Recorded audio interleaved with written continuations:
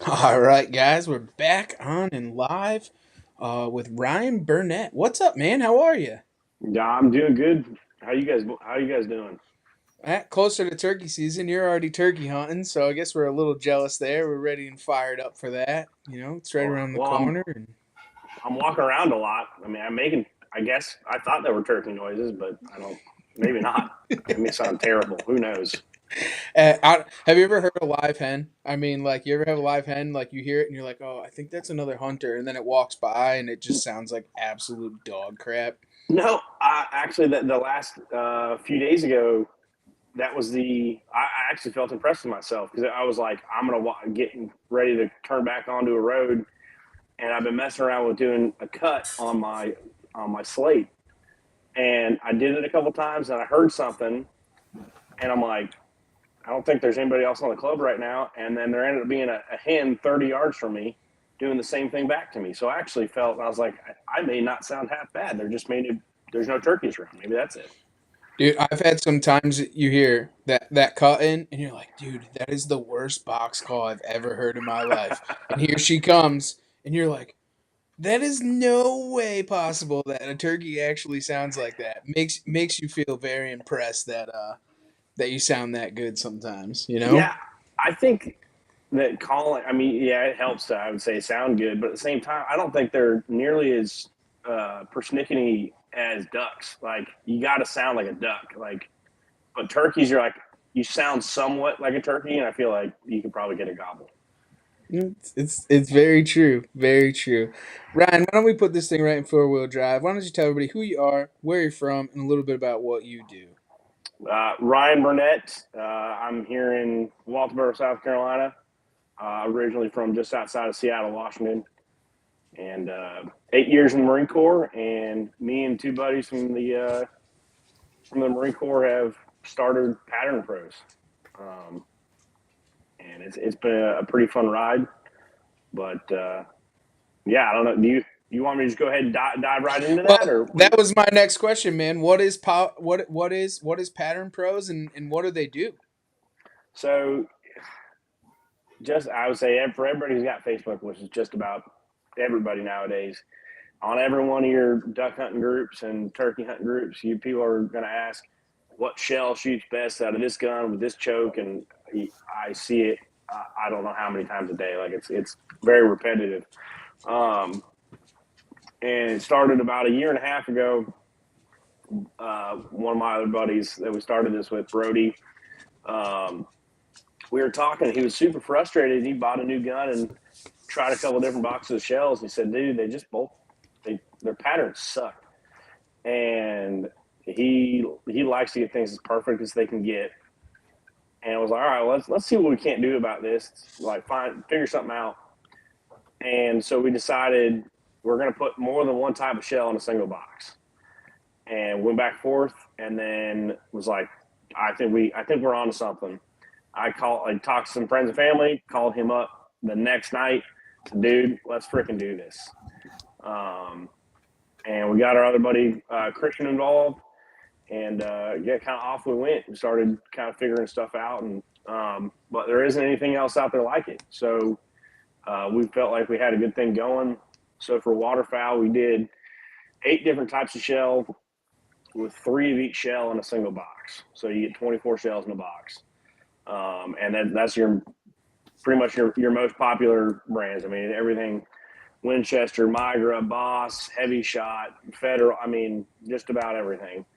Um, and so we've got 12 gauge and 20, and for 12 we've got pattern pack 1 and pattern pack 2. So there's 8 different brands in each, and shot size 2 and shot size 3. Now there's a couple different bismuth loads in there, so their shot sizes I want to say are number fives, but a huge variety of shells. And then for 20 gauge, it's just one pack for right now, number twos, but we'll be expanding that. So it's you get to try so many more shells without spending an absolute ton of money. I think Brody had broke it down to where you'd spend over $300 trying just to buy 8 different boxes of shells. And it's frustrating because there's so many different shotguns out there. There's so many different shells, and there's so many different choke tubes that you've got so many different options that you don't actually know what's going to shoot best until you actually try it. And so it's been a really cool experience so far. And people, waterfowlers in particular, a lot of them don't pattern their guns. I think some of it has to do with it's expensive. There's no doubt about it. Um, but we've really made that so much easier, and just kind of a one-stop shop where you get to try out 8 different shells in one box, and you can't hardly buy 2 boxes of shells to try out nowadays without spending as much for that. Like our box is $59.99, and hopefully things are getting even better with some of the partnerships we're forming with some ammo companies. But it's been a really cool ride so far. So hopefully we can really change the way people go about hunting with a shotgun. And then for turkeys, we have 12, 20, and 410. So for 12, we've got 3 different boxes. We got 2 3-inch boxes. One's an all TSS box, and the other one is an all lead box. And then we have a 3.5-inch, which has a few different options in there. 410's all TSS, and then 20 gauge is mostly TSS with the 2 boxes, but there is a couple of different lead loads in there. So again, there's just so many different options that, and I can't tell you why they all shoot differently out of a specific gun and a different choke tube and then different constrictions. I'm really not that smart. I mean, I was a grunt in the Marine Corps, so that the brains isn't the biggest thing.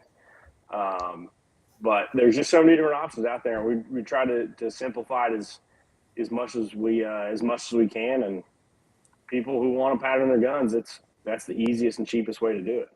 And I think, one of the things too, especially, going back on the waterfowl side, I mean, a lot of guys don't pattern their guns, or the ones that do, they just shoot a load and they go, "Oh, I killed a bunch of ducks with that, so I'm going to continue to shoot it," or it getting to the point with steel shot, it's getting so expensive or so hard to find in certain stores. I mean, for a couple of years now, it was just tough to find any type of steel load. So you just kind of shoot what you could and hope that you hit what you hit, and it is what it is, and it's flying, and you just well, just keep shooting. Like, oh, my shot was off, or it sucks, or whatever. And I think one of the biggest things that I find as guys with waterfowl hunting is over choking. So they want to Mm-hmm. get that more extra full, and then you start pushing that lead through it, and you're over choking it. It's one thing that I found, especially going with Boss, where Boss is a copper plated round, and it doesn't have that. I guess the rigidity Rigidity. of, yeah, that is the right word. All right, sometimes I make up words, Ryan, so you got to bear with me here for a second. Steve makes fun of me, but I make up words as I go. But the rigidity, so what happens is when you constrict it too much, then it just like virtually falls out of the gun. And you can see it when you shoot on water. So I was doing that where I was shooting bigger shot with Boss, and I was actually over choking. Um, and having to then open up the choke, and then to finally get that right choke pattern with Boss, or any of them. And then it's the same with TSS, with it being that big density where you can do that in turkey loads. And going on with the turkey loads, like, it's one single shot. If you miss and you don't pattern, then you're just going to continue to miss, where you have to pattern. Where I think your whole operation is so important for guys, because they really are patterning them guns to get them on, a pie plate at 30 yards. Yeah. And so we talk about this a lot, where it's like trying to figure out the disconnect between why waterfowlers don't pattern their guns typically and turkey hunters are all about it. And it's like, well, for turkey hunting, you may only get the one shot. So I totally get it. But then you kind of go the other way, and you're like, hey, I'm going to duck hunt a bunch, and yeah, I'm going to get more opportunities.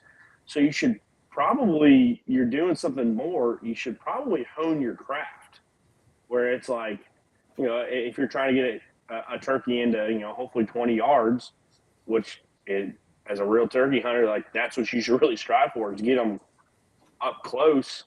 Um, it's kind of the same thing where it's like you should probably do that even more so. And yeah, you have more opportunities typically, but I don't.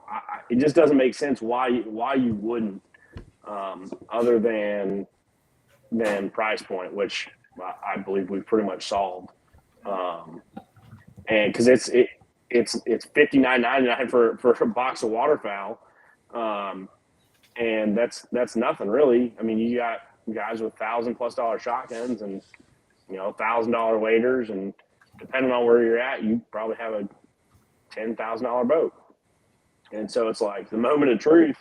You should, I mean, you should know what happens. And people are like, well, just get them in the decoys. And well, yeah, dude, like no shit. Like I wish it was that simple every time, but it's just not. And you still, even at 20 to 30 yards, like I've seen pretty large deviations, um, in patterns. And until you put it on paper, you don't know what is actually what's actually happening. So like every time I shoot a new load or a new choke, or even at just a different distance, it's I text Brody all the time. So I'm like, dude, holy shit, like this is so cool to see the difference at different yardages and all of that, and it's really eye opening.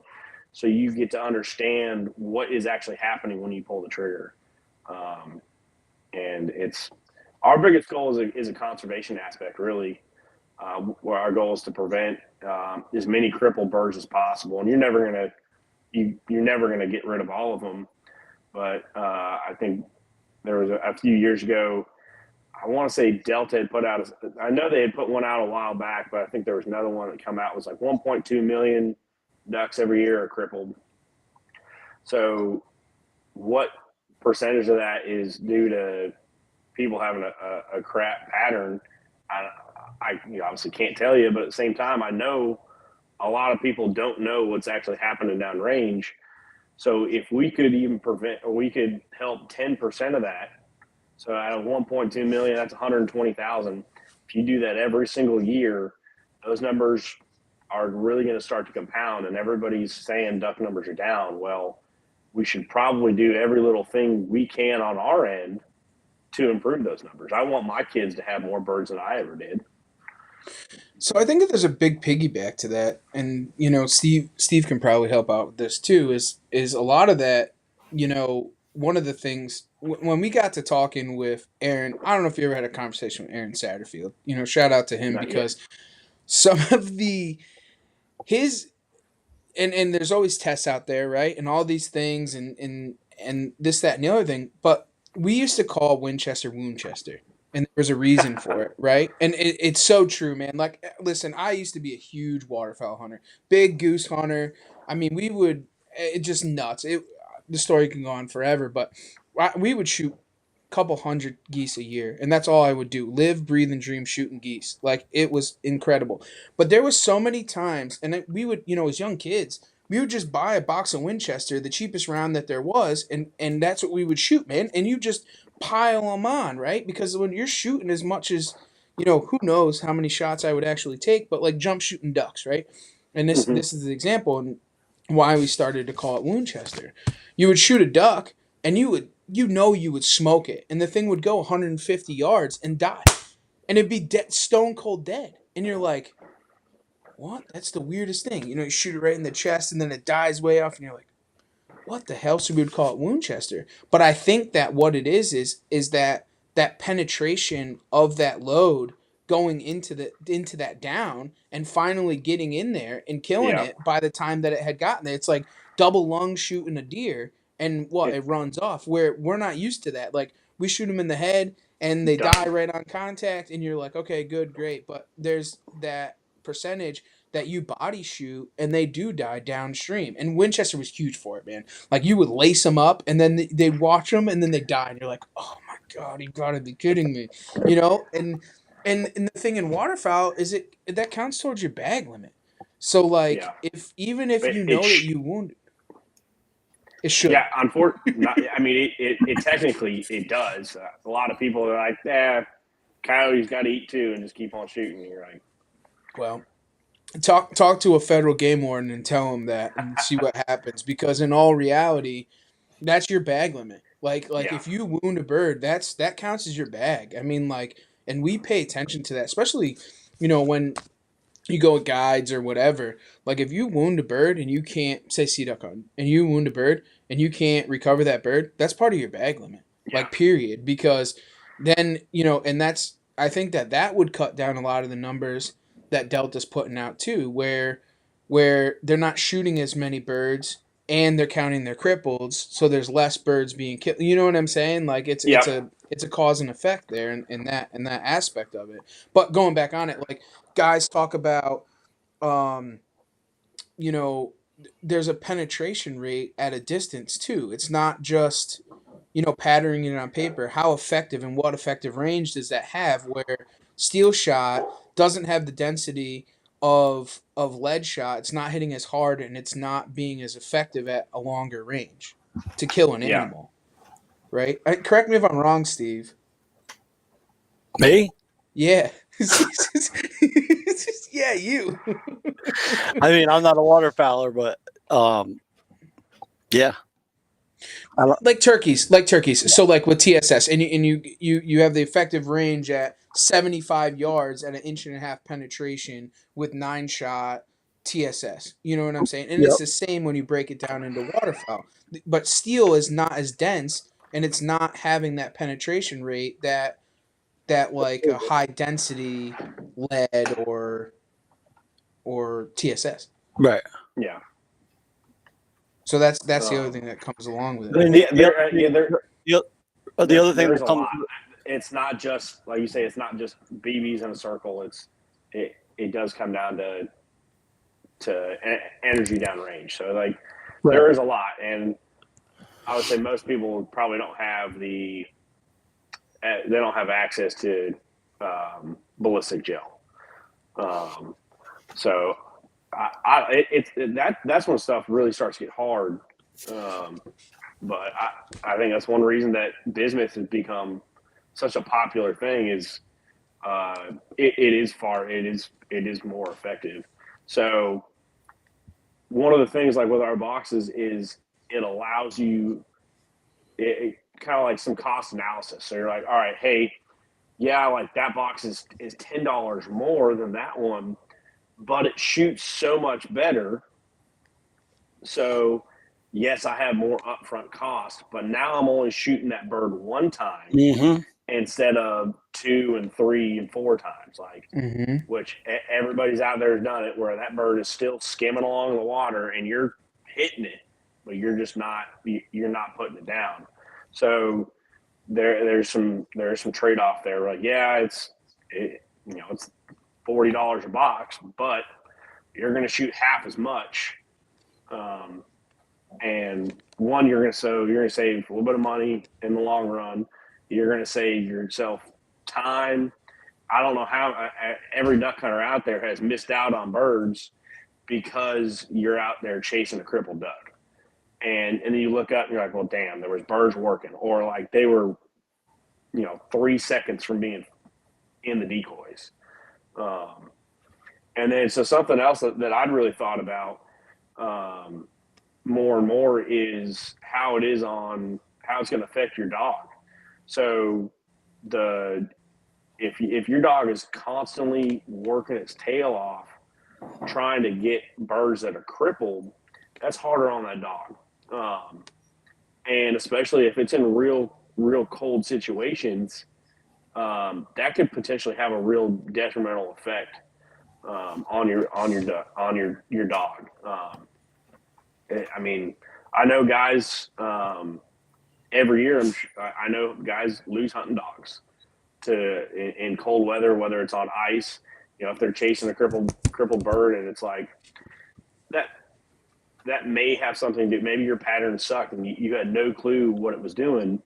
But for me, I'm like, whatever you can do to make that dog's job a little bit easier, I would think that you should probably do that, because I would say everybody who has a dog or a hunting dog, like that's your buddy. Like I have we've got a dog. You can probably see her in the background jumping on the bed. But like if someone were ever happening to that dog, like that'd be crushing. So I would say that you should do whatever you can to safeguard that dog as much as possible. It's funny that you bring that up because honestly, it's so true, and especially a lot of us, like a lot of the training things that you do with a waterfowl dog is train with decoys because decoys have strings. By the end of the day, the cold water, so on and so forth. A lot of the times, like sea duck hunting, we don't even bring dogs because they'll get wrapped up in the long lines and drowned. The big Yeah. thing that we have now is seals. So if they're tired and seals come in, I mean, there's a lot that adds to that. And the dog plays a big role. If they're chasing wounded birds all day long, you're going to bring down on the energy of that dog, and that dog gets wrapped up in one, jerk cord or something. Forget it. Now That could you be, got to yeah. go on the water. So like it's definitely a true statement. That's a Yeah. scary thing. And I mean, obviously, if you're sea duck hunting and you got a dog, like, I mean, you got to probably shed your waders and jump in, and then, I mean, by the time you get to that dog, I don't know. That'd be a bad situation. Well, that's why we stopped running dogs on the ocean because you figure you're 15 to 20 minutes from the launch. First off, so now Mm-hmm. you're stripping down. We hunt January, December, January, February, right up here in the ice, the cold, the snow.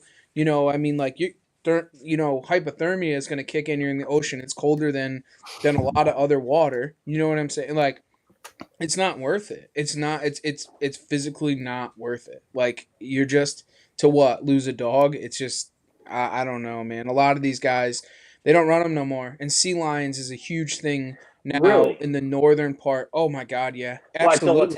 they'll attack a dog? They'll kill them. They'll kill them. Really? Yeah, Pit Boss, all those guys. They don't. Pit Boss lost the dog actually, hunting. Yeah, and Really? yeah, I've yeah, talked with him a few times. I'll have to ask him about that. I mean, yeah. golly, that's uh, was it this past season that they lost a dog to a shark? I don't Somebody, recall. I don't know, not them, but I saw somewhere in the Northeast a shark had attacked a dog. I mean, it's that time of year, man, where them things are around. I mean, it's the big thing now is obviously seal lions. I mean, we see them almost every single time that we go out on the coast of Rhode Island. I mean, it's they the seals are there all the time. They eat our wounded ducks. Sometimes you got to rush to get to your ducks because the sea lion will get them. Yeah, dude. Yeah, That's it's like that's like people in the South with gators. Oh, they'll go up and grab the ducks like that. Yeah, I have an experience, but I've seen like especially in Florida, I've seen a lot of videos of people losing them to ducks or they're losing ducks to gators, and I'm like, nope, I'm good. Like that's not on my to do list. I don't need to be. No, nope. No, I, no, I no. I've played with my life enough, and I mean I'm a firefighter now, so I guess going into burning buildings is another thing. So but I play with my life enough. I don't need to risk it doing something stupid like that. Jesus. Yeah, Um, that's crazy. Is that something that you deal with a lot, like down there? Is the gators and stuff when you're duck hunting, puddle jumping, or? um, I mean, I've hunted. I mean, I guess really anywhere you go into the water in a lot of spots, like there's a chance for a gator. I mean, I haven't seen one yet while I've been duck hunting. But I mean, I've seen them here in town. Like there's a creek that runs through town, and you'll see them on there a lot. And those are small. Those are small ones. But the golf courses that are close to my kid's school, like you'll see some, you'll see some 8-9 foot gators, Wow. and then I mean there's several rivers that run through this area, and I mean I've seen some like 10-foot plus gators, and I know people duck hunt those spots, so it's like, dude, it's just that's just that's just a big loss right there. Mm, You were not walking away from that one most likely. that's crazy. So I want to get back to kind of the pattern pros kind of thing. So for turkey season's coming up, obviously. Um, with that, what are some of the rounds that you're offering in the turkey load boxes? Because we kind of went over the duck. Yeah, well, I guess I kind of skimmed over that too, but so we have oh Lord, so we have Migra. So Migra came out with their turkey loads. Um, Migra, Salt Creek, which is a small company out of Utah. Let's see, Apex, Boss, Fiochi Golden Turkey. I think those are all five in the TSS box. And then in the other the lead box, it's Winchester Longbeard, I think Golden Turkey. I'm blanking right now. Double X, and then Super X, and then Longbeard XR. I think that's the five of them. And that's pretty much the same ones in the other box. Oh, Federal Third Degree is another one on there. So there's a So big mix of them. yeah. So for the most part, it's the most popular. It's the most popular shells, in general, and so we're still trying to expand, especially with 410, um, which I think is real cool, just because it allows kids just so much better opportunity shooting. Like my oldest, she's uh, seven and a half now, and I carried her 410 last year for a little bit. I didn't get a chance to shoot it, but just the TSS loads I think is real cool. But so honestly, like for the most part, every major ammo manufacturer we have in there, and then so I think in the 3.5 inch box we've got. We also have the heavy Magnum blend, which I think is 5, 6s, and 7s. So it's really I mean, there's obviously still some missing, and we're working on expanding. But I mean, this company still hasn't been around uh, for very long. Like it was January of 23 when the company officially got started. Like we like formed the LLC, but our website didn't even get launched until June. So it's been less than a year. And so we started with waterfowl, and then turkey boxes came out in February, right before NWTF. So we're gaining some real traction, and talking with all of these ammo companies. They honestly love it. It's marketing for them. We're getting their shells in other people's hands that may have never tried it before. So it was really cool to see. Like I'd already talked with a bunch of them, but it was really cool to see them all in person there at NWTF. And I mean, Remington, Heavy Shot, Federal. I mean, just about all of them. And it was like they're like, "This is awesome." So it was cool to see all their reactions, especially like it's one thing to talk with the small companies who I love, and it's cool to see that they've made waves. But it was like I expected big companies to kind of almost like look like kind of put their nose up at us a little bit, but it was the opposite. So that was pretty refreshing, and I think it's the way I'm hearing things and seeing things is the smaller guys who are doing hand loading or Migra and Boss, who are still relatively new companies that have been around for 5 or 6 years now. They've made such a quality product that I think they're going to force the big guys to maybe they look back at their stuff a little bit. I, I think it's super cool, especially on the turkey. I mean, the waterfowl side's great, especially like we were talking about before with if you can get guys to pattern their waterfowl guns, right? I mean, like, absolutely. But for the turkey side, like, dude, there's so many options. Choke sizes, different things that guys do, especially 410, 20 gauge. They're starting to get in the sub rounds. Like, that's a huge thing, and especially it becomes so expensive, so expensive. TSS. I mean, a Yeah, box of TSS is super expensive, 60, and like, $60 at minimum. Yeah. it's crazy. Yeah, it's kind of crazy. And like somebody had said was like, well, I don't know if I would base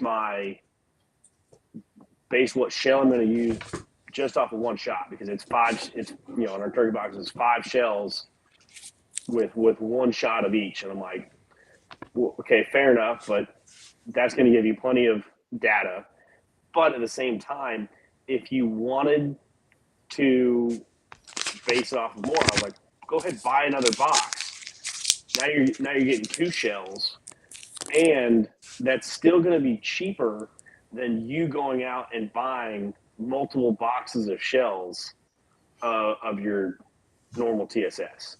Mm-hmm. So it's like it's like providing you like it's saving you money. And I understand, like, some guys, like, dude, I saw it at NWTF where it was like a guy rolled up to one of the ammo companies, like, yeah, whatever, I'll take 2 boxes. And I'm like, God, like there's $130 or whatever it was. And I was like, dude, like, that's crazy. Or like, honestly, like the waterfowl stuff, I see it all the time where people are like, hey, I just bought a case of this.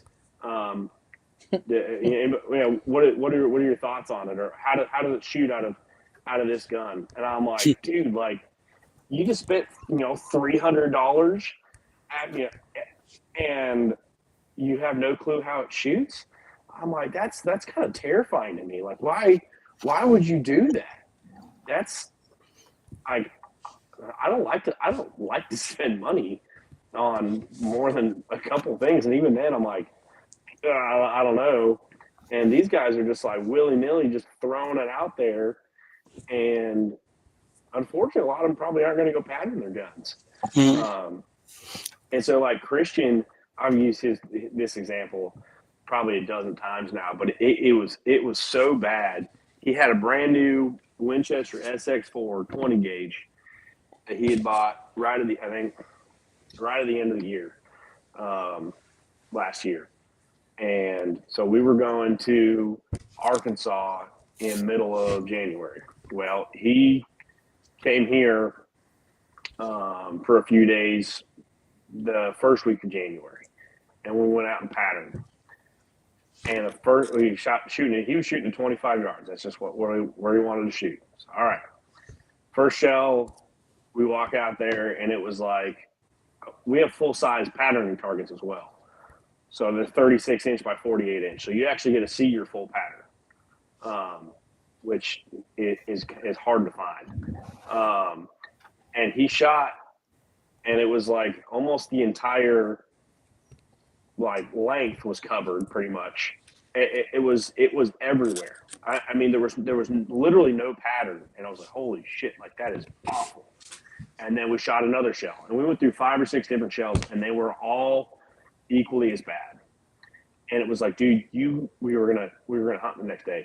I'm like, you can't hunt with this. Like, there's no, like, you couldn't kill anything. It would have to be within 10 yards probably. It was that bad.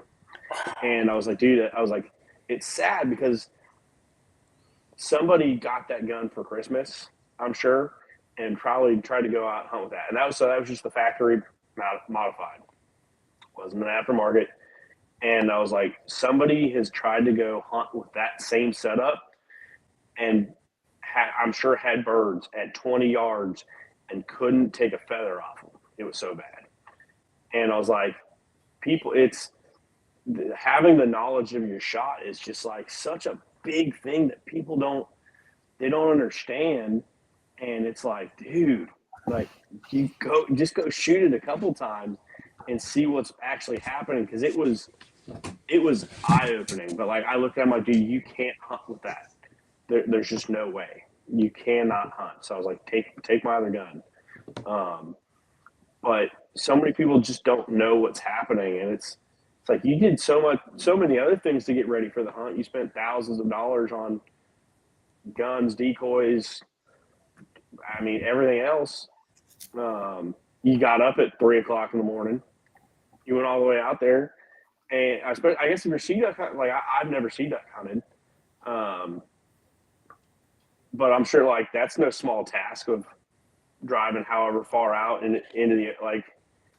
I don't think any of it is even, setting decoys. I mean, it's virtually the same thing as going goose hunting or duck hunting. I mean, you're still spending all that time setting decoys, getting ready, going far, going scouting, finding. Same with turkey hunting, same with deer. I mean, it's all across the board. And I think that, not only patterning a gun, but sighting in a bow. Guys will shoot it in at 30 yards and they'll try and get it in a pie plate and they go, "Oh yeah, that's good. Hey, it looks good enough." Or they shoot a rifle and they got it on a pie plate and there's 7 inches in between. Oh, that's good, and it's the same thing. Why aren't we you're putting, I say it like this, and this is how I've kind of explained it to a lot of people across the board for a very long time, is you have to, if you were to cast a line out, you say you go fishing, right? And you cast a Mm-hmm. line out.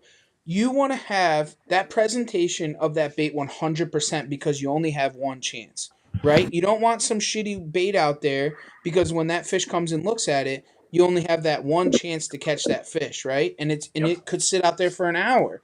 But but and you throw out that perfect presentation and that's perfect. But why, in hunting still, you want to make sure you only get one shot. If that buck of a lifetime comes by you, you want to make sure and be confident. The biggest thing in hunting and fishing is confidence. Yep. You're only as good as how confident you are. If you know you pull that trigger that you're going to hit where you aim, you're going to shoot so much better. I mean, it's 100% proven fact. Mm. So people, are you saying that they before bow season, they're damn sure going to shoot their bow and know that that's on. Before rifle season, they're going to be damn sure that they know that their rifle is at least something. Well, You're like, that's good enough. well, not always, Ryan. Not always, buddy. I'm talking about someone who what you should do. Oh, Most okay, people, right. I would say Should. most Yes. people. Yes. But and it's like, why would you not? Like Mm. it doesn't take a whole lot of time. You do it. Hell, go pattern your gun in the off, like here in 2 months when you got nothing going on. Yeah, you can be fishing, and obviously I love fishing, but go get ready for the season, and it takes you, I don't know, 2 hours to go pattern your gun, go shoot. We got 24 shells in a box. Go shoot that, and I've done it. I've taken it to I guess a little bit higher level than what you necessarily need to, and I've sat there and actually counted all of the BBs Right. in that circle. You don't necessarily need to do that. You can do your eye test, but at the same time, it's just like just go spend a little time. Plus, it's fun to just go shoot, man. Like take a buddy, go shoot for an hour or two, and be done with it. And you're like, all right, well now, as long as you don't change your choke or change your gun, right, like that's going to shoot good. You've got it figured out. So we had actually a somebody on Facebook just wrote, agreed. You have to pattern your gun whether you're hunting or shooting clays. My Winchester SX3 shoots slightly to the left, where my Browning over and under shoots dead center. So like So each gun. it's not. It is for us. It is knowledge of your shot because they all shoot different, and some. Hell, 6 months ago, I didn't even know it, or no, man, a little bit longer, but shimming your gun. I didn't know what a shim was. Brody had to tell me. I'm like, what the hell is what are you talking about? And so it's like, all right, hey, I'm shooting my gun, whatever shoots to the left, and all right, hey, now I patterned it. I understand what's gonna happen, and now I can shim it and be like, all right, now I'm dead center, or hey, it's only a slight adjustment. Maybe I'll just I'll aim a little offset, whatever it is. But it's just all about knowledge of actually what's happening, and like you said, with that knowledge comes comes confidence. Um, you Think of know what point of. Go ahead. you know what your shot's going to do. Like you can be like, well, I have no question whether I'm gonna shoot. It's like if you go out there during deer season, you're like, dude, I haven't shot this gun in freaking 2 years, and I have no idea.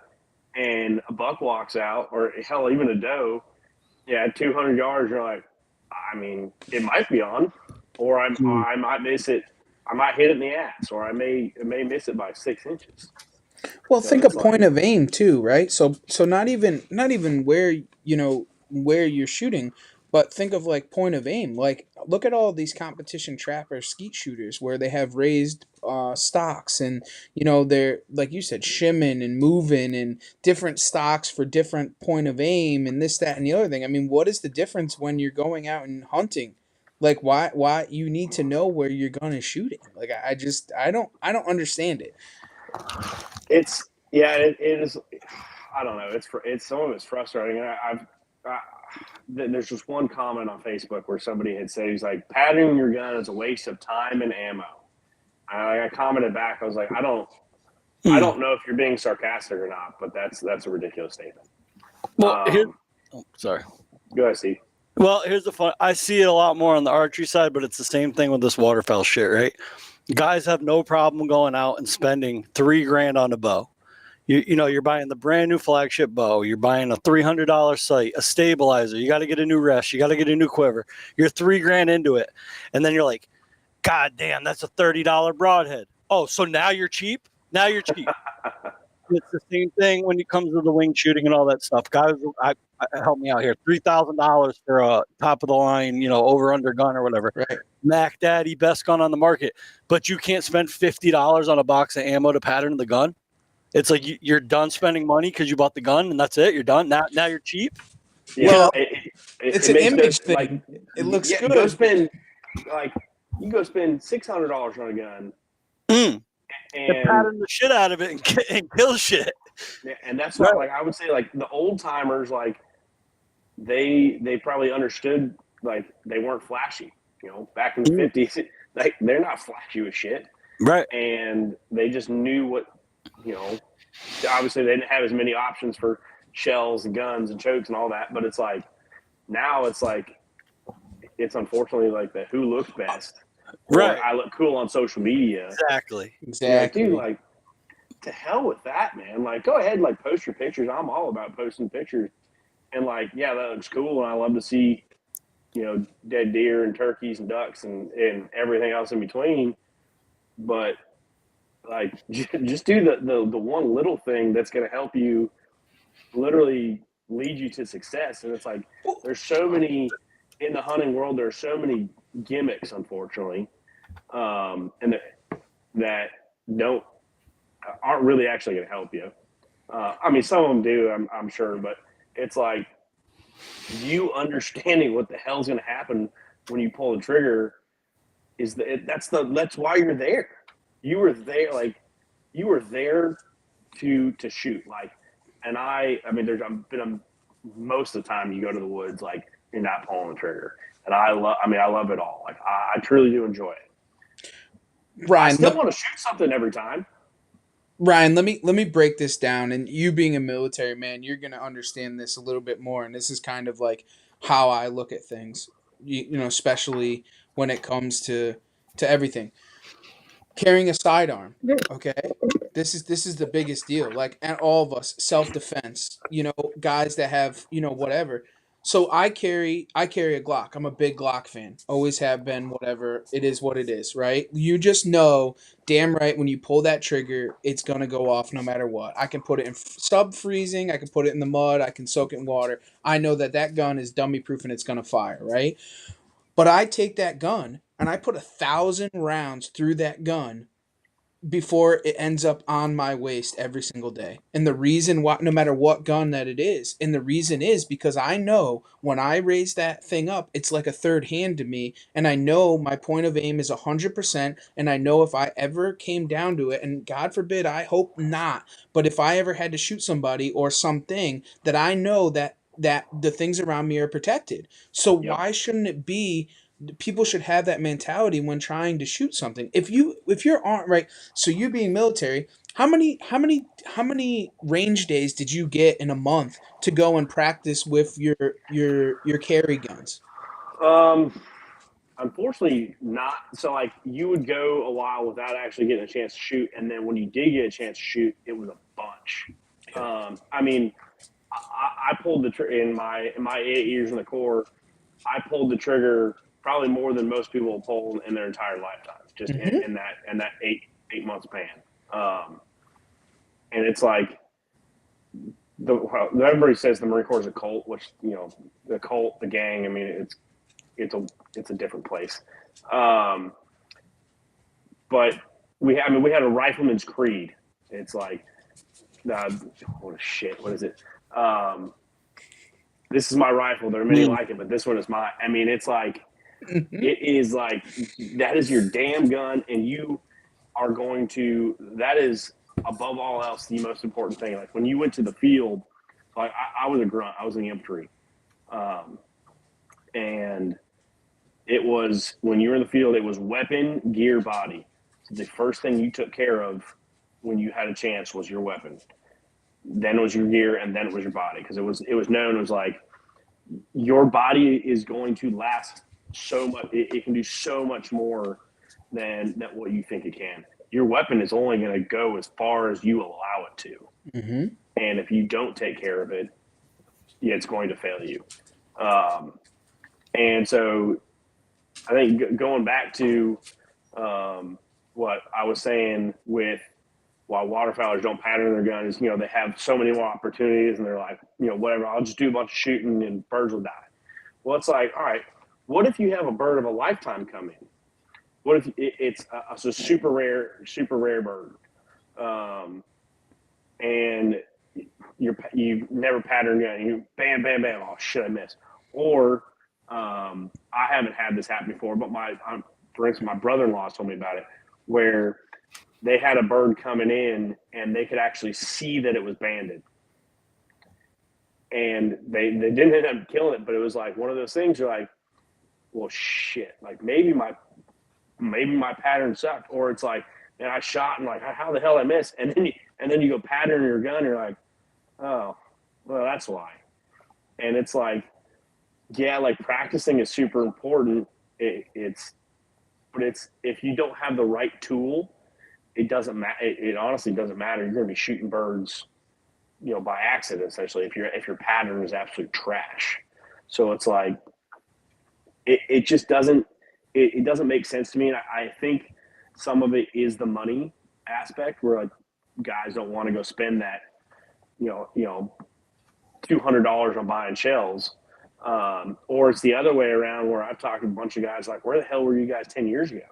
Like, I've wasted $1,000 on different chokes and shells and all kinds of stuff. And I'm like, well, I mean, we're here now. I can't help you a decade ago, but so we're really, really trying to change the way people go about hunting with a shotgun, and we're trying to do it in a way that is stupid simple. Like literally, like, here's all of the shells. You don't have to go to 3 different stores to buy whatever the hell you're doing. You're not buying it from 3 different online stores and then paying $10 in shipping for every single one. So we're trying to make it as simple as possible. Like I said, we're 3 Marines. We're not like the most. I know I've said some fairly intelligent words, and I don't know where the hell those came from. It's a collared shirt. Yeah, right. And I had to look good today. Okay, I go and talk with Mygra. I had to look my best. This is me at my best. I've got a somewhat camo Columbia shirt and a camo pattern pro hat. That's about as good as it gets. And shit, you got me distracted now, Trevor. It's okay. I can't multitask. 3 Marines. 3 Marines. Oh yeah. It's like, I just wanted to know, does each box come with a half-eaten crayon? No, we hate the crayons. We're not leaving you half. What is the best flavored color? rainbow. I mean, you just all of them at one time. It's like when I go get ice cream, I'm not getting vanilla or chocolate. I'm getting rainbow sherbet. I'm getting all of them. Like there's no messing around. Like I don't want one flavor. Give me all of them. Oh, I love it. But we want to keep it simple. And well, the military Brody has says keep it keep it stupid simple. keep it no simple stupid. Still, I don't. Whatever. I'm stupid. I don't know. There's a lot more, probably some more choice words that that would be involved in that conversation. And you wonder why Marines like. I remember sitting there like listening to some conversations. I'm like, dude, like there's no wonder we have a hard time integrating back into society, because it was like it forever changes everything about you, like, and not necessarily always in a good way. It pretty much, especially like in the infantry, it taught you how to be homeless and kill stuff, because it was like you wouldn't shower for weeks on end, you walked everywhere, and then you had a gun at all times. Sounds like turkey and season. then yeah, except you're gonna go home. You're gonna go home at night. And you know, for me, I shot I did rockets and demolition with my bread and butter. So I always said, if there was a job that allowed me to shoot rockets in the civilian world, that's what I'd be doing. But we're just trying to keep it just as easy as possible for people. And so Brody's done a phenomenal job with things that I would have never thought about. So it was like, he has this thing that we have 3D printed called a CAD. Stands for Circle Assist Device. And it has got four holes in it. And it literally just allows you put your, pen in the middle or finger or whatever, and then you'll put your Sharpie in that first hole, and that'll be a 10-inch circle. And then a 20-inch circle, and then a 30-inch circle. So it just makes it easy to see actually how good your pattern is. It does make it, it just kind of puts it right there in front of you, allows you to see it easier. And then the other thing, which I thought was unbelievably insightful, another, more than one syllable word, was in our tack and targets, it actually comes with 25 targets for waterfowl. And even though we only had 24 shells in the box, and it was because you're going to, that 25th target is this. So you're going to shoot that first. And so ideally you're going to shoot it with a different load. You're not going to shoot one of the 24. So you can shoot a lead load or any other load, and it's going to allow you to see your point of impact. Because like we were talking about earlier, just because that's where you're aiming doesn't necessarily mean your point of impact is going to be the same as your point of aim. So like we're saying, like Benelli's, they typically shoot high.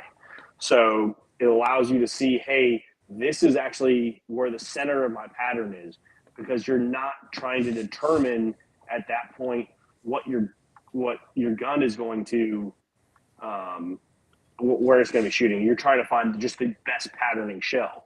So like for my 870, it shoots just a couple inches high. So I understand that when I go to draw my circle, I'm actually going to start from the center of the most dense part of your pattern. And there, you see a bunch of different ways on the internet on how to you're supposed to do it. And that seems to be the best way to do it. But when he said that, I was like, holy shit! Like, I would have never thought of that. But he's a gun nut. Like, I'm like, I don't know. You shoot at the damn paper, and then you see your pattern. You're good to go. And when I was like, no, you're trying to figure out the best patterning shell. I'm like, oh yeah, I would have. That just never even crossed my mind. Because we have a single 1-inch black dot in the middle of that paper. So like, that's your aim point. But like, for instance, like some people, their guns shoot left. So if you're going off the pattern of center of that black dot, it's not going to appear as good, because everything is, 3 or 4 inches to the left. But now you go off the center of the most dense part of your pattern, and you're like, oh, okay. Like it just, again, knowledge of your shot and what's going on. So it's been a real learning process. Like I've learned a lot. And then even in like the last couple months about over constriction, and like seeing it on some of these Facebook groups where it's like, hey, people are recommending that you're actually over constricting sometimes, so it actually blows out your pattern. But a lot of that you don't actually understand until you're putting it on paper. So it's just like, the more you're doing that kind of stuff, you learn so much. I've learned every single time I've actually gone to put whatever it is on paper. So it's been a cool process, but you learn real quick because it's right there in front of you. I like pictures, so it makes it easy for me. That makes me want to ask another question, Ryan. In these packs of shells, aside from the blends, are you getting the same shot size in every shell, or are you getting like, say it's turkeys, you getting some 9s, you getting some 8s, you getting some 7s, or are you going to get like 9s across the board? So eventually we'd like to incorporate every single size. So right now, like for our TSS, I believe they are all 9s. I think the Apex box that I had ordered earlier this week, that's in there now, I think that's 8s. And it was just due to the fact that it's a rough time of the year in terms of trying to find ammo. So I elected to put 8s in that one. I'm like, you're at least going to have that's still going to give you about the right picture. Or if you're like, hey, look, that pattern's phenomenal, like go buy 8s now. But for waterfowl, it's you have shot size 2 box, and then you have a shot size 3. Now, like for the Migra, if I remember correctly, I think in the shot size 2 box it is their 2s and 3s load, and then for the 3 box is their 2s and 4s, and then like for Boss, I want to say it's 5s. No, it might be 4s in the number 2 box and 5s in the 3 box. My mind's been away from waterfowl for a while now, but so we're trying to make it as universal as possible, because sometimes that's not fair to compare one shell to another. Like, hey, that was 7s and that's 9s. But we're trying to make it as universal as possible. And next year it'll be even better. We'll expand. We'll have more brands next year. We'll have more shot sizes. Ideally, we'd like to have, at least for turkeys, incorporate 28 gauge. We may. I don't know if we'll get in 28 gauge for waterfowl, just because it's kind of limited as far as the amount of loads that there is. It's pretty much the guys who are shooting 28 gauges are usually using bismuth. So it'd only be a couple, I feel like. But we're really trying to expand. And thankfully, like we have really gotten a lot of these ammo companies on board. So that's allowing our purchasing to go smoother, because we're not having to go through a retailer, and it helps our prices, which is a lot. Like for the turkey stuff, like that's really shown. Like I wasn't sure before we actually even come out with the turkey stuff. I was like, I don't think we can make a TSS box, just because it's just, I'm like, dude, that's so expensive. But it's allowing us to make. What is the price on the TSS boxes? That's a good question, Trevor. 55 bucks.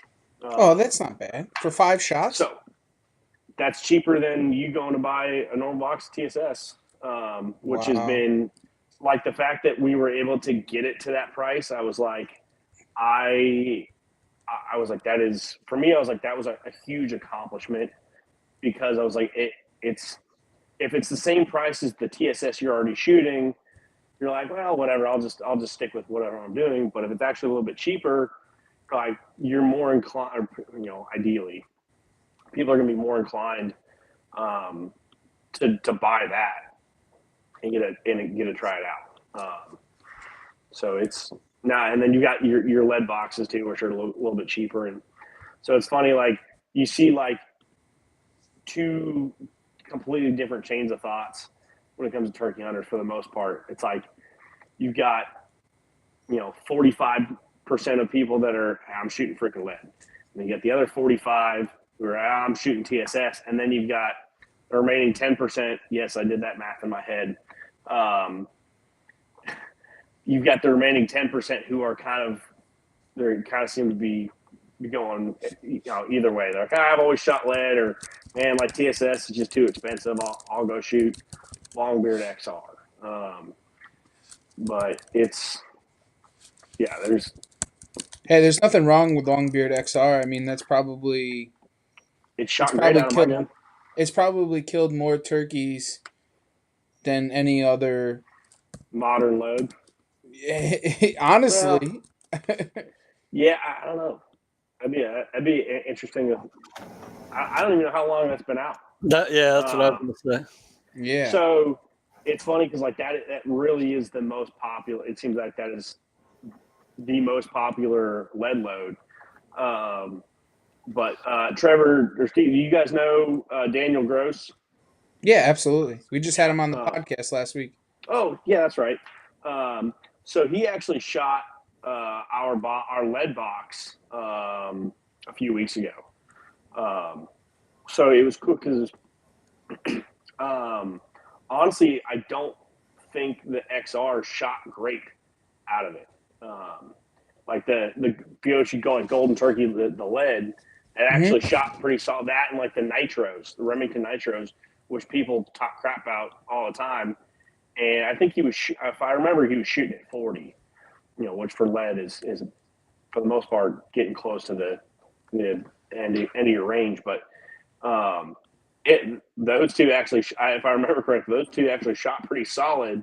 And I was like, that just goes to show you that it doesn't necessarily mean it's going to be the most expensive shell in the box. Doesn't necessarily mean it's going to shoot best. Like one of our buddies shot the Remington high speed out of our waterfowl loads. That actually patterned best out of his gun, and that's like the cheapest waterfowl shell we have. Yeah, Daniel went to Academy and was getting like the cheap Winchester rounds because they shot the best out of his gun. That's what I shot. That's what I killed my bird with last year. It was a Winchester Super X, $10 for 10 shells. That's what he was shooting. I shot and I was like, dude, I was like, I can't shoot past 40. I was like, 40 pushing it. But I was like 25, like 30 yards. I was like, dude, like, this is good. 12 gauge 3-inch. Yeah. And I was like, that's the cheapest. That's like the cheapest crap there is. But again, it's that knowledge. And it's just cool to see. I was like, well, that's as cheap as it gets. And some of it's about like where you're hunting too. Like, if you're going to have to shoot it a little bit longer, that's something to take into account. But like a lot of the spots where I hunt on our hunting club, like they're coming out of the swamps and you don't necessarily get a ton of opportunities at longer shots. And they did a bunch of logging and thinning on our club, so there's some more open spots now. But even then, like I shot the Winchester, the Longbeard XR, and I was like, dude, I'd have no issues with that. But I went with Salt Creek, and like it's definitely a benefit about having a relationship with him. But I was like, it shot phenomenal on my gun. So I'm like, let's let it rip, boys. So correct me if I'm wrong, and it's been a while since I shot it. I thought There was something with the wad on the XRs. There where is. it It's a didn't reverse. perform. It's a reversed wad. Yeah, and it had to do with what manufacturer choke you ran didn't get along with that wad or So you something. can't shoot a ported choke with a Longbeard Bingo. XR Yeah. because it has a reversed wad. There's a couple of rounds out there that actually have that, especially in the waterfowl world. You can't shoot a ported choke because the wad actually gets stuck in there. So your first shot goes through and it kind of shoots semi normal, but the wad gets stuck, and then the second shot piles up behind it, and it'll actually detonate and blow up your gun. We were at Migra today. We were talking about that kind of stuff, about a particular choke and some of the dangers behind it. And I'm like, that's like, I don't think people necessarily give it credit where it's like, every time you pull a trigger, there is um, there's an explosion going off right in front of you, like at your face. And it hasn't, thank God it hasn't happened to me, but like I've seen plenty of pictures and videos of people's barrels blown up. And I mean, hell, actually, one of the last duck hunts I got to do in California, that was our last duty station. I looked over at my buddy's barrel, and it was bulged and slightly cracked. And I'm like, we don't know what. And I looked over and I'm like, dude, what's going on there? And so I don't know, like, if that just happened to be like the last shot that he had taken. Right. But it was like that potentially could have been catastrophic. So it's, some people don't. So Black Cloud is the same way in the waterfowl world. That um, has a Wad. reversed wad that has like these little tiny like wings that stick off of it, and those wings are what get stuck in the ported barrels. Remington used to have one actually. When I was growing up as a kid, we had a neighbor, a good friend of ours, who was actually shooting a Remington load, and it got stuck in the barrel, and then the second one detonated, and Ooh, it blew up. It was like a pipe bomb. I mean, that's literally what it is a pipe bomb. yeah. And he woke up and he was on the ground. He didn't even know what happened. He Ugh. shot.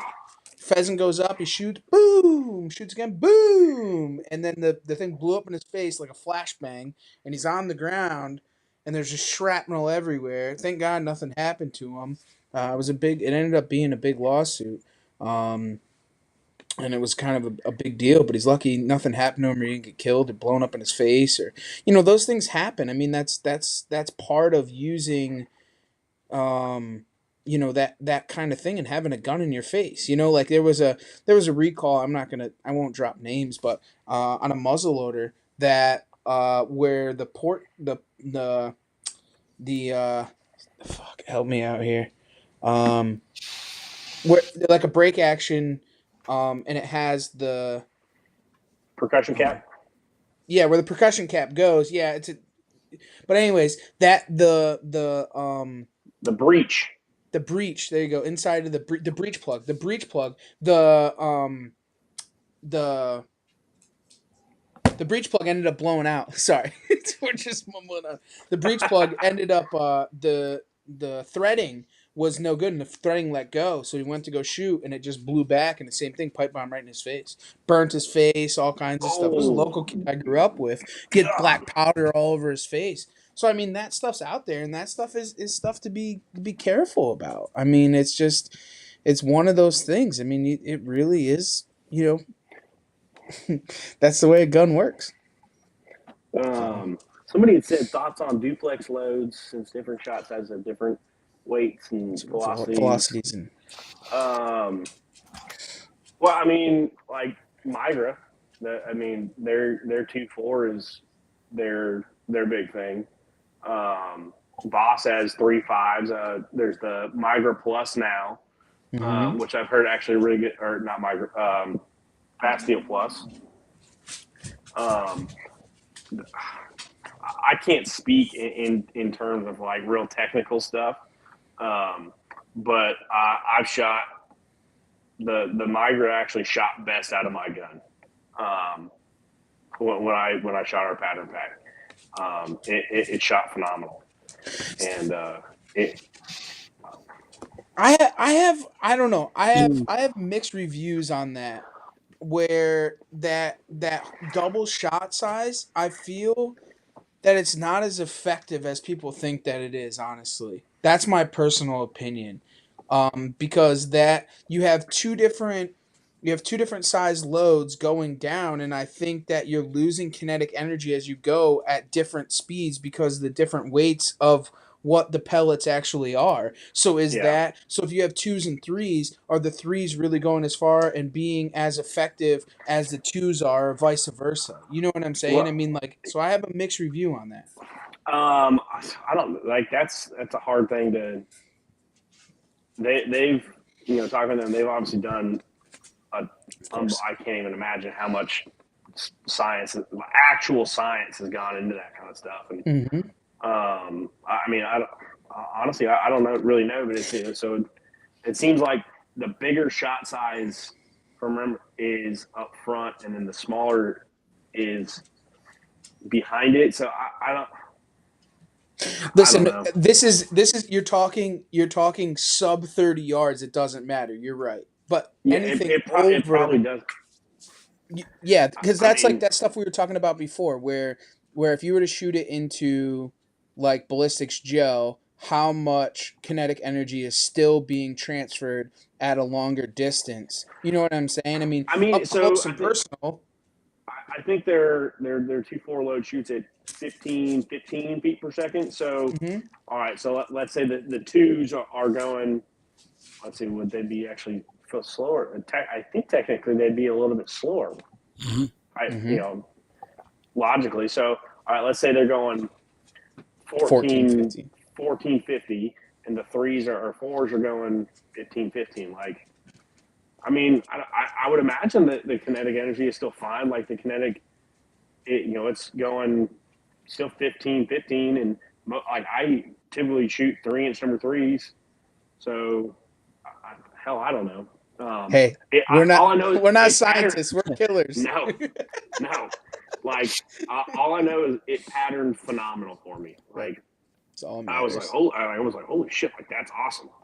Um, and then I shot the Boss War Chief. That was number 5. So I had some two and Hmm. 3/4 inch number 5 Boss War Chiefs, and I shot it, and it was actually at 20 yards. It was too tight. It was like damn. Like I was like I could take that turkey hunting every day of the week. But we were getting when we were that was when we were getting ready to go to Arkansas. I was like, you know what? I was like, I bet I'd never thrown a full choke in for waterfowl. I was like, I'm gonna try it out. And at 40 yards, I was like, I'm in the freaking money. And that's what when we went goose hunting, we would duck hunt in the morning, goose hunting in the afternoon, and that was my freaking goose load. I, And it was outstanding.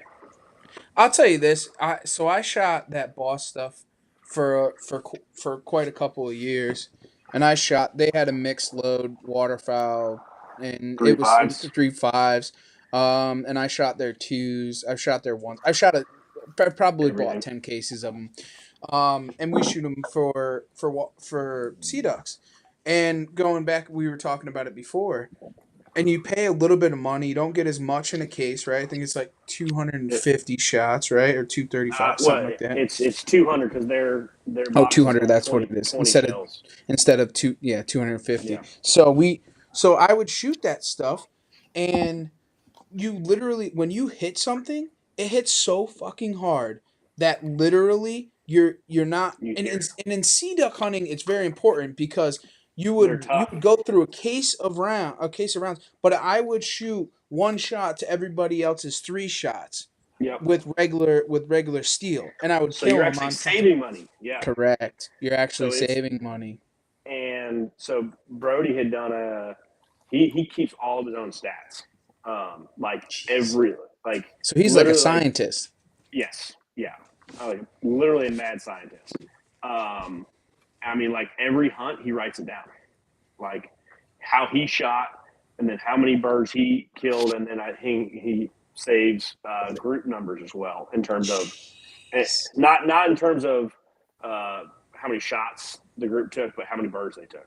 So it's like he compared last year to this year. Last year he shot, or 2 seasons ago, I think he shot steel, and then this year he shot all bismuth, and he shot like 15% better in terms of accuracy, and he killed more birds. So it's just like, all right, hey, he's like, I actually shot less and killed more. So it's like, so you are like, if you really looking at it, like you're saving money, but that's not always the case. Like you said, like the 3.5s did not shoot great for me. Was that what you were saying too, Trev? Was the 3.5s didn't shoot good for you? No, they did. They all shot Oh, good okay. for me. Yeah. It was just patterning them out and making sure that they were right. You know what I'm saying? Yeah. But again, I guess we'll just keep falling back to it. It's literally just the knowledge of what's going on. But it's cool to see him keep all like, I mean, literally, like when we hunt together, that's pretty much like one of the first things he does when we walk back in the house. Is he goes in there, he sits there, he's got like a little like a journal essentially that he keeps, and he writes it down every single time. Try to read the Facebook comment on there. Yeah, it said shooting waterfowl and shooting turkeys are two different things. Waterfowl, the yardage changes throughout the day because I hunt private land and that's not pressured. Most turkeys are at 20 yards and less, which means the ammo doesn't really matter. You could shoot number 8 trap loads and still kill turkeys. I mean, it's so true. I mean, You we would can. do it all the time. I mean, but it doesn't mean private land, public, it doesn't matter. If you get them in close, No, you get them in close. I but mean, I think a dumb 2-year-old will do that. the biggest thing is, I would say, for Knowing TSS, your gun. it's confidence. It's giving you more confidence. Like it's the reducing your margin of error. So I say, like people who go elk hunting, some guys go out there with a 6.5 Creedmoor, which is it's a real accurate round, but it's not. That's not designed to be an elk round in most people's eyes.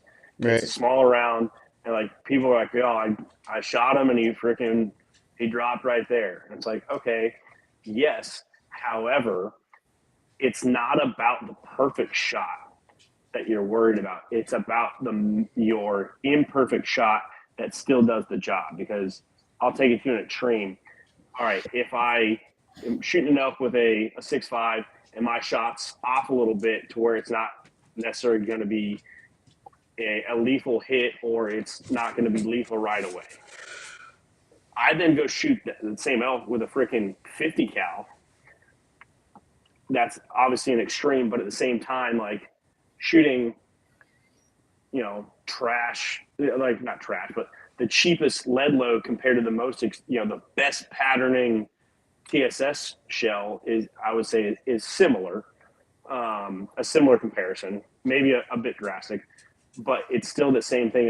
It allows your imperfect shots to still get the job done in a timely manner. Because while yes, we all love to shoot and kill stuff, an ethical person doesn't want the animal to suffer. It wants to be dead before it hits the freaking ground. Mm-hmm. So I would say, like, using the most effective shell you can is the most ethical thing you can do. Absolutely. And I don't care. I seriously couldn't. I don't care what the hell people use. Use TSS, use lead, whatever. Like, just know when you pull the trigger, you just know what's going to happen. That's it. If I didn't have a connection with some of these ammo companies and I had to use something, and after shooting the XRs, I was like that shot great. I was like, zero issues taking that to the woods. Sold. It's still not going to be quite as effective as the TSS. Your margin of error you've got, I don't even know how many freaking number 9 TSS is in the 3-inch shell, but it's a hell of a lot more than Steve, what's the numbers? It's like, I want to say it's 850, 900 or something like that. compared to what? How many you getting? Let's just Four- say number fours, I number wanna say. fives. Yeah, I 4. want to say like 400 and change. You're almost Yeah. doubling your payload. Yeah. So it's It's tomato because it's the same thing where guys that shoot like heavy arrows or big broadheads, it's not for the good shots, it's for the ones that are bad, that the what ifs, we call them the what ifs. If something is to go wrong, that you know that you're still effective at whatever range and can still kill, like it's just the way it is. We're not basing it on, we could draw up a chart and talk about all the good things, but I want to know about being and killing on the things that happen wrong. Well, You know what I'm saying? yeah. We had this debate for fun with Matt Weddish at the Mohegan Sun show, and we were saying how Sadie's TSS stops the flop. Like when you shoot them with Sadie's, they don't flinch. They don't flap their wings. They just sit down and don't move.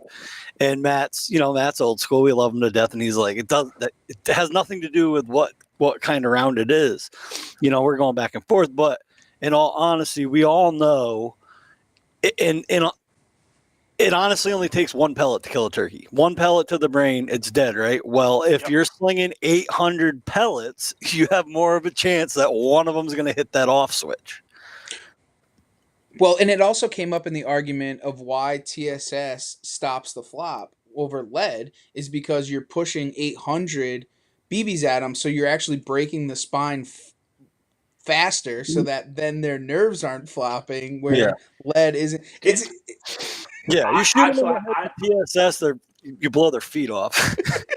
do they still? I haven't killed a bird with TSS. Or they roll. Because do they still flop?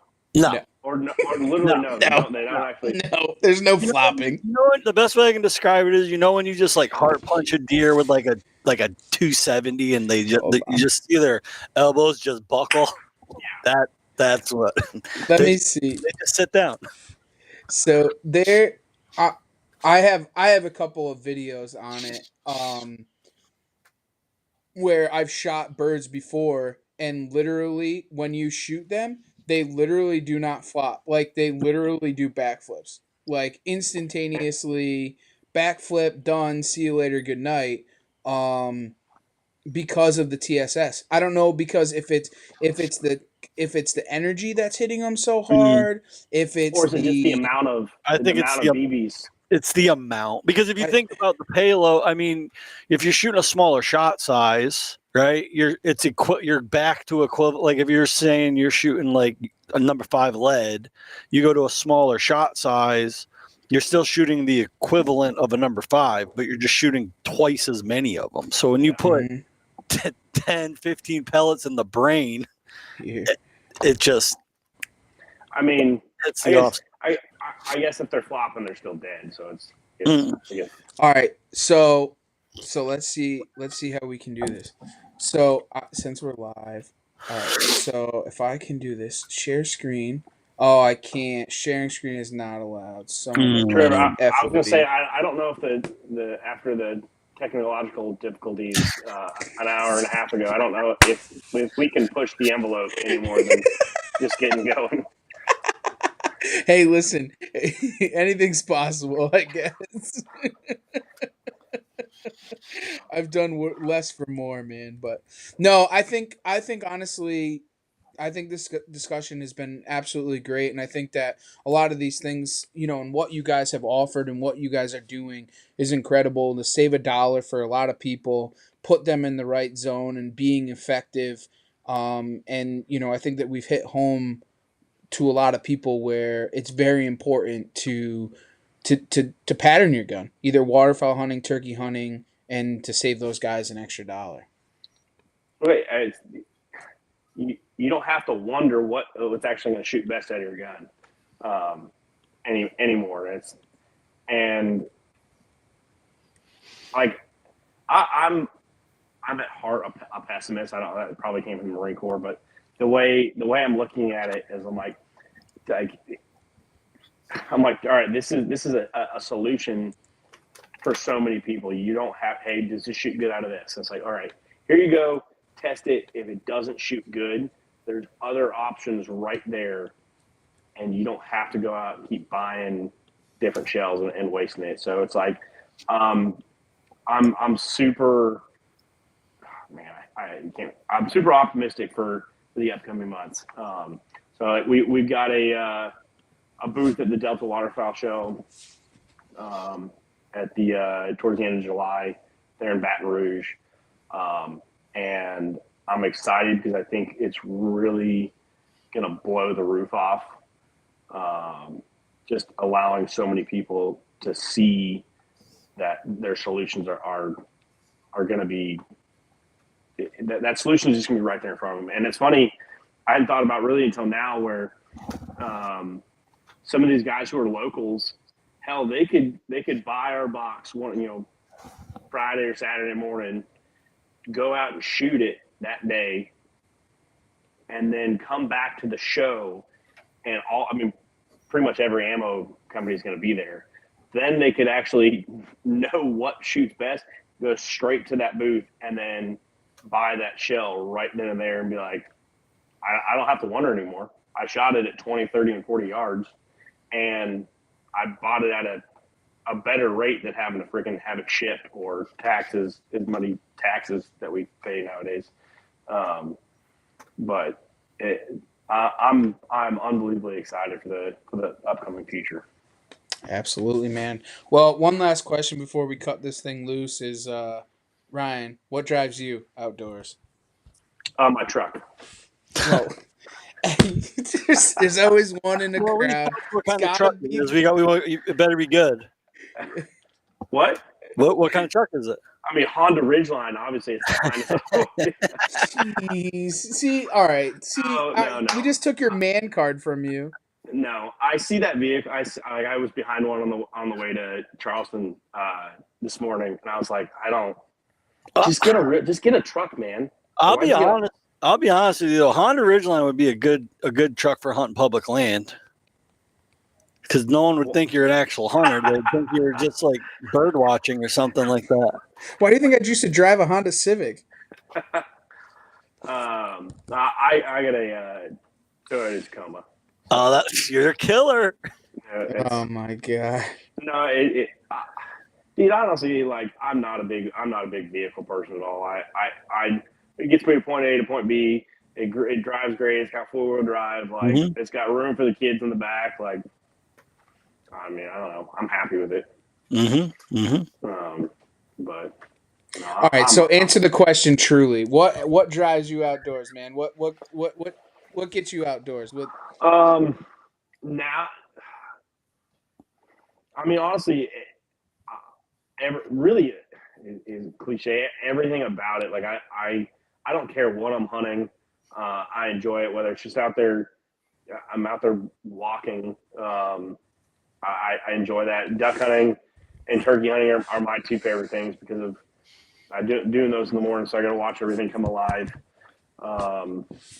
So a lot of that it's seeing and hearing things that the average person who isn't a hunter doesn't get to see. Like when I was turkey hunting the other day, I came upon a beaver dam, and then there was actually a dead beaver, and it was like I'm probably the only person in the club that's seen it because it's like just in the middle of nothing. It wasn't an easy spot to get to. So just seeing the things really that most people don't get to see, but kind of to piggyback off of that, as a dad now, like my oldest, she's killed a couple deer, she's killed a couple ducks.